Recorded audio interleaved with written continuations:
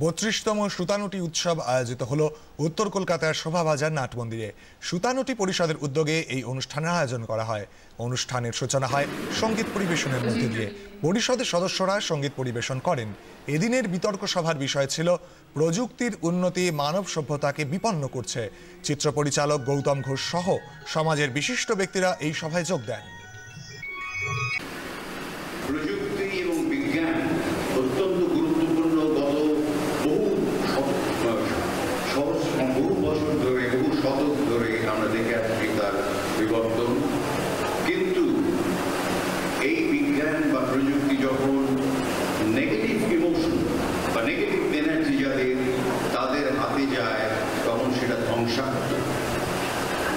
এবং এটা যখন একটা পজিটিভ ইমোশন যাদের রয়েছে তাদের হাতে যায়, তখন সেটা মানুষ